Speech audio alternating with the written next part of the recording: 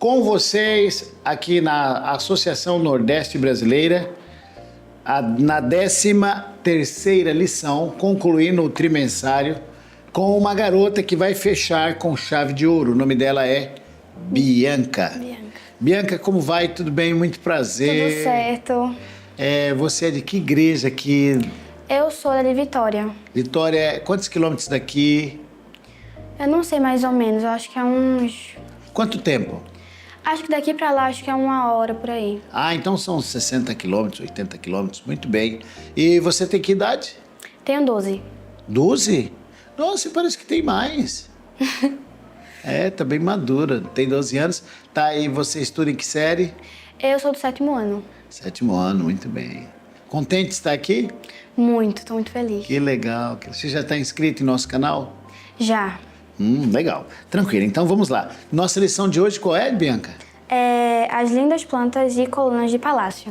Legal, legal. Então, o que fala o texto-chave?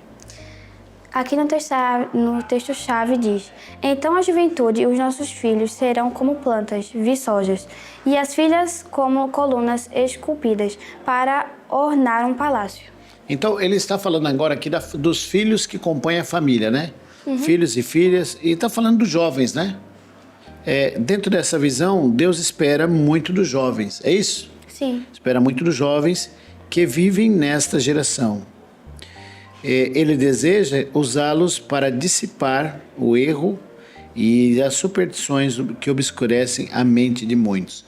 Então vocês, seus colegas que estiveram nesses dias fazendo as transmissões aqui com a gente, vocês são pessoas que são chamadas por Deus de plantas e colunas. Parabéns, parabéns. Isso no Velho Testamento tinha um peso muito grande.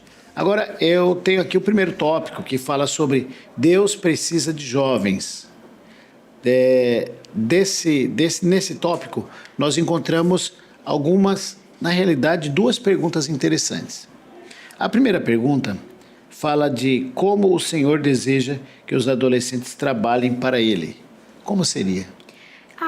Espalhando o evangelho, espalhando a palavra dele. Entendi. O que diz a primeira parte da nota? Testemunhas são pessoas... Vai lá? Testemunhas são pessoas que podem dar um depoimento acerca de um fato ou de uma pessoa que viram e ouviram. Portanto, se somos testemunhas de Deus, somos jovens que conhecem Jesus Cristo como amigo e salvador pessoal. Podemos dizer aos outros porque o amamos e servimos e como ele mudou a nossa vida. Exatamente. Então, a função que Deus dá para os jovens é de eles poderem brilhar, porque eles brilham mais. Um dia eu estava num congresso e um irmão pegou 2 rosas, uma rosa murcha, murcha, né? Assim que fala. E outra bem viçosa. Aí chamou uma menininha entre 500 pessoas e disse: qual dessas flores você quer? Aí ela pegou a nova, né? Ele disse: esse é o valor de um jovem. Eles causam mais impressão, mais interesse. E assim é para nós também. Quais são algumas maneiras práticas pelas quais os jovens podem ser uma testemunha favorável ou contra Cristo? Aqui em Romanos 10:8 diz: mas o que ela diz? A palavra está perto de você, está em sua boca e em seu coração. Isto é a palavra da fé que estamos proclamando. Exatamente, exatamente. Perfeitamente. Então, a palavra de Deus, ela é o norteador para fazer dos jovens testemunhas para Cristo ou contra Cristo. Se eles não viverem a palavra, eles estão ofendendo a Cristo.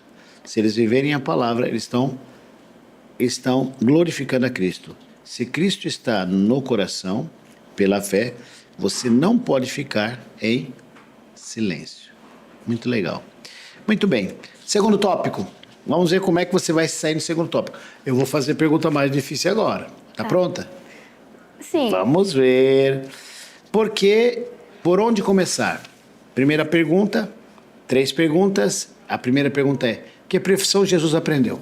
Ele aprendeu com o pai dele, José, ser carpinteiro. O que é ser carpinteiro? É fazer o quê? É fazer esculturas com madeira. Trabalhar com madeira. É. Ok. Por que nossas moças e rapazes devem aprender uma profissão? Porque se a gente não aprender... Qual é a profissão que você quer aprender? Eu quero ser médica. Ah, você me falou.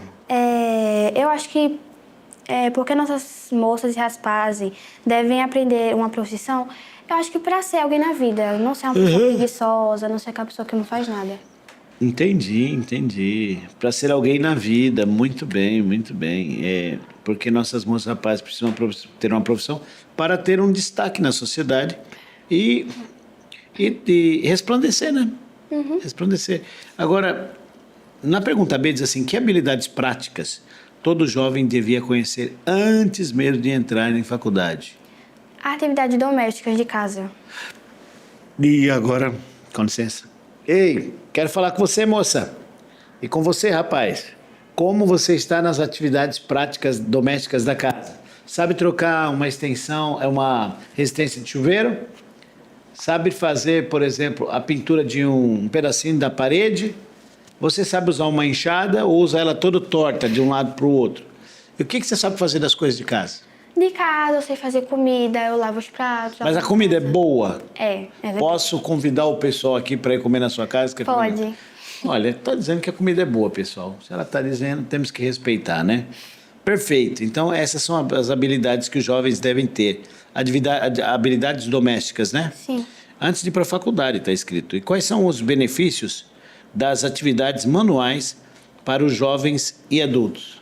Aqui em 1 Tessalonicenses diz, em Tessalonicenses 4:11 diz: esforcem-se para ter uma vida tranquila, cuidar dos seus próprios negócios e trabalhar com as próprias mãos como nos instruímos. Então, tem que usar os braços, é isso? Tem que ter sua própria força. Tem rapaz que nunca nem andou de ônibus sozinho. Que foi muito preso em casa. Não é você, eu não estou falando de você não, fica tranquilo, tá? Estou falando de você. Mas tem gente que é muito travadão e tudo. E a lição está dizendo que as atividades manuais, elas favorecem os jovens e favorecem também os adultos. E aí, nós vamos para o próximo tópico, que é o tópico 3. E no tópico 3 fala habilidades indispensáveis, quer dizer, não pode faltar. Descreva com que seriedade uma jovem fiel deve cumprir o seu dever e preparar refeições saudáveis para a família. Sendo responsável. Você sabe fazer miojo? Sei. Mas é a melhor comida? Não, eu acho que não. Coisa melhor que miojo. Se eu pedisse para você fazer uma sopa, você faria uma sopa de quê? Eu acho que uma sopa com batata, com macarrão, com couve, acho que ficaria bom. Você gosta de couve? Gosto. Ah, que legal. Geralmente, o pessoal só faz a comida que eles mesmos gostam, sabe? Geralmente é assim. Mas vamos lá. E por que é tão importante que todas as mulheres, independentemente da idade, aprendam a cozinhar com bom gosto, de maneira saudável? Para não faltar comida em casa, porque tem gente que mora, não faz comida, e tem gente que na família. A mulher, ela não faz comida, aí tem gente que não sabe fazer, vamos supor, o esposo não sabe fazer, aí fica com fome. Tem que estar responsável também com a família. Entendi. Quais são os 3 elementos básicos para preparar refeições? Tem que ter os materiais, o preparo e a limpeza. Cozinha suja fica feio, né? Você, menina, quando você faz as coisas na cozinha, você deixa a cozinha suja ou limpa? Deixa aí nos comentários se você deixa a cozinha suja ou limpa. Olha, pelo que eu percebo, todo mundo vai dizer, eu deixo a cozinha limpa, eu deixo a cozinha limpa. Mas o anjinho tá anotando o que você vai falar, tá? Que nem sempre, né? Agora, por que é tão importante que todas as mulheres aprendam? É importante para que haja organização dentro da casa. E os 3 elementos são isso que você mencionou. Agora, vamos para a escola missionária? Você tem vontade de ir para a escola missionária um dia? Tenho. Muita gente tem. Aqui está fazendo um apelo para a escola missionária. Vamos ver. Escola missionária. Como se chamavam os rapazes que estudavam nas escolas estabelecidas por Samuel na época dos reis? Discípulos. Discípulos. Era chamada a escola dos profetas e os rapazes eram chamados de discípulos. E que assuntos eles estudavam? Eles estudavam um bom assunto, um assunto com respeito, correto, verdadeiro. Com valores morais e éticos. Isso. E eles faziam isso com prazer.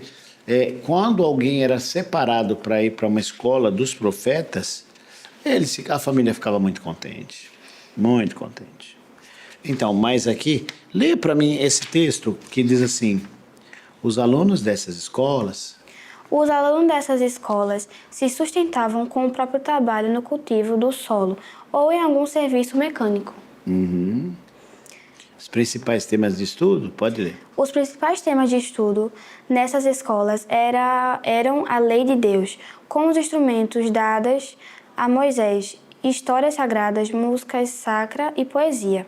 Naquelas escolas da antiguidade, o grande objetivo de todo estudo era aprender a vontade de Deus e o dever do homem para com ele. Os passos de Jeová ficaram marcados nos registros das histórias sagradas. As grandes verdades apresentadas pelos símbolos eram decifradas e a fé alcançava o objetivo central de todo aquele sistema. Ok. O Cordeiro Deus que tira o pecado do mundo. Então veja bem que eles eram instruídos para que tivessem uma base boa da palavra de Deus. É isso? Isso. Muito bem. E quais são alguns outros tópicos importantes quais são alguns dos tópicos importantes que eram ensinados nas escolas dos profetas e que estão sendo ensinados nas escolas missionárias? Ganhar almas, ganhar pessoas para a igreja, né? Ganhar pessoas para a igreja. Ganhar almas. Esses são os tópicos mais abordados na escola missionária. Uma carreira recompensada. Já estamos acabando. Que perguntas fáceis você pegou, né? Então agora eu vou fazer uma bem difícil. Por que o trabalho da mãe é o mais importante do mundo? Porque o trabalho da mãe, ela é criar o caráter do filho, é criar a coragem, criar o caráter do jovem, da criança mesmo. Formar o caráter dele. Sim. Certo. E o trabalho dela é muito nobre, né? O que diz o texto bíblico? No texto bíblico diz: o rei em seu trono não tem trabalho mais elevado que o da mãe. Ela é a rainha do lar, que tem sob teu poder a formação do caráter dos filhos, a fim de que os habilite para a vida elevada e imoral. Um anjo não poderia querer uma missão maior que essa, pois ao fazer essa obra, está prestando um serviço a Deus. Muito bem. Que ela apenas reconheça o alto caráter da sua tarefa. E veja que o trabalho de educar um ser humano é um trabalho que o anjo gostaria de fazer. Muito interessante. Por que os filhos e filhas precisam se tornar pedra angular na família?